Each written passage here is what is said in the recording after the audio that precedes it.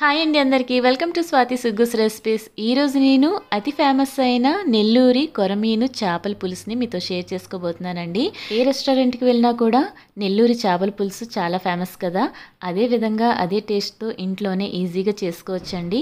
ఎప్పుడు chicken biryani, mutton ఇలాంటివి కాకుండా ఇలా చేపలు తెచ్చుకొని పులుసు పెట్టుకున్నారు అంటే అన్నం అంతా కలుపుకొని తినేస్తారనమాట. అంత టేస్టీగా ఉంటుంది.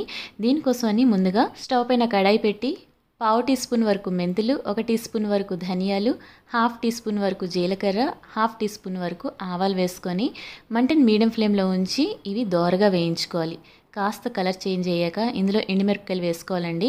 4-5 ఎండుమిరపకాయలను యాడ్ చేసుకొని మంటను పూర్తిగా తగ్గించి ఇవన్నీ కూడా లో ఫ్లేమ్లో చక్కగా ఫ్రై చేసుకొని మంచి సువాసన వచ్చాక స్టవ్ కట్టేసి మిక్సీ జార్లో వేసుకొని గ్రైండ్ చేసుకొని మసాలా పొడిని పక్కన పెట్టేసుకోవాలి.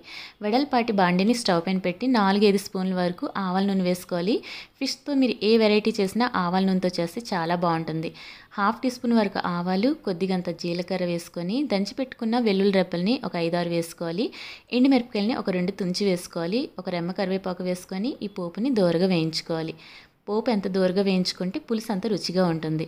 ఒక పెద్ద ఉల్లిపాయని సన్నగా తరిగి ఇందులో యాడ్ చేసుకోవాలండి. ఉల్లిపాయ ముక్కలు కూడా చక్కగా ఫ్రై చేసుకోవాలి.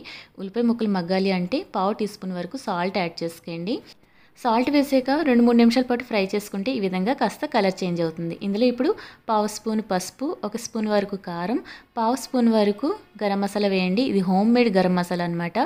సువాసనకి చాలా బాగుంటుంది. ఇలా మసాలాలు వేసుకున్నాక 1 నిమిషం ఫ్రై చేసుకుంటే సరిపోతుంది. ఇప్పుడు ఇందులో ఒక టమాటాని మిక్సీ జార్లో వేసుకొని ప్యూరీలా గ్రైండ్ చేసి ఇందులో యాడ్ చేశాను. ఈ టమాటా కూడా పచ్చి వాసన పోయినంత వరకు ఫ్రై చేసుకోవాలి. ఇందులో ఇంకా నేను అల్లం వెల్లుల్లి పేస్ట్ ఏమీ వేయలేదండి. మీకు నచ్చితే వేసుకోవచ్చు. ఇందులో నేను కొరమీను చేపల్ని ఈ విధంగా చక్కగా శుభ్రం చేసి ఇందులో యాడ్ చేశాను అనమాట. 1/2 కిలో వరకు ఈ చేప ముక్కలు ఉంటాయి అన్నమాట. ఈ మసాలాలు చేపలు ఫ్రై చేసుకుంటే కొరమీను చేపల పులుసు చాలా టేస్టీగా ఉంటుంది. 1 నిమిషం ఫ్రై చేసుకోవాలండి మసాలాలో ఈ చేప ముక్కలు. గుప్పెడంతా చింతపండు తీసుకొని చక్కగా కడిగి నానబెట్టి అందులో నుంచి రసం తీసి ఇందులో యాడ్ చేశానండి. 2 కప్పుల వరకు చింతపండు రసాన్ని ఇందులో యాడ్ చేశాను అనమాట. అలా మీరు గుర్తు పెట్టుకొని 2 కప్పుల వరకు చింతపండు రసాన్ని ఇందులో వేసుకోవాలి. 1/2 కప్పు వరకు ఇందులో నేను వాటర్ కూడా యాడ్ చేశాను. ఇవన్నీ వేసుకొని ఒకసారి బాగా కలుపుకోవాలి. వాటర్ ఎక్కువగా వేశారంటే పులుసు కాస్త పల్చగా అయిపోతుంది. చూసి ఇందులో యాడ్ చేసుకోవాలి వాటర్ వచ్చేసి.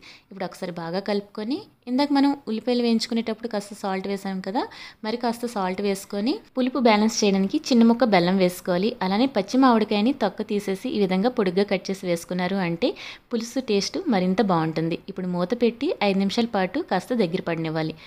5 నిమిషాల తర్వాత మూత తీసి చూసుకుంటే పులుసు కాస్త దగ్గర పడుతుంది. అలానే మామిడికాయ ముక్కలు కూడా చక్కగా ఉడికిపోయి ఉంటాయి. ఇది ఒక చిన్న టిప్ అండి. చేపలతో మీరు ఏ రెసిపీ చేసినా కూడా అది ఎంతవరకు ఉడికించుకోవాలో అంతవరకు ఉడికించుకోవాలి. ఎక్కువగా ఉడికించుకున్నారంటే అందులో ఉండే రుచిపోతుంది. చివరిలో వేసుకునే మసాలా వచ్చేసి ముందుగా ప్రిపేర్ చేసుకుని గ్రైండ్ చేసి పెట్టాను కదా, ఆ మసాలాని మొత్తంగానే ఇందులో యాడ్ చేశానండి. అలానే కొద్దిగా కొత్తిమీర తురుము కూడా ఇందులో యాడ్ చేసేసాను. అంతా ఒకసారి కలిపి మూత పెట్టి 2-3 నిమిషాల పాటు కాస్త ఉడకనిచ్చామంటే మనం వేసుకునే మసాలా అంతా కూడా పులుసుకి యాడ్ అవుతుంది. ఆయిల్ ఈ విధంగా పైకి తేలుతుంది. ఈ టైంలో స్టవ్ కట్టేసి వేడి అన్నంలోకి నెల్లూరి స్పెషల్ కొరమీను చేపల పులుసుని వేసుకొని అన్నమంతా లాగించేయండి. ఇంకో చిన్న టిప్ అండి, చేపలు పులుసులో ఊరితే చాలా బాగుంటుంది.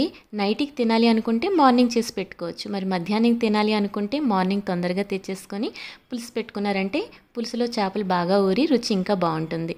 మరి నేను చేసే రెసిపీస్ మీకు నచ్చినట్టయితే లైక్ చేసి షేర్ చేయడం మాత్రం మర్చిపోకండి. ఈ రెసిపీని మీరు ట్రై చేసినట్టయితే మీ ఫీడ్బ్యాక్ని కామెంట్ ద్వారా నాతో షేర్ చేయండి. మరొక రెసిపీతో మళ్ళీ కలుద్దాం. Thank you for watching. Bye.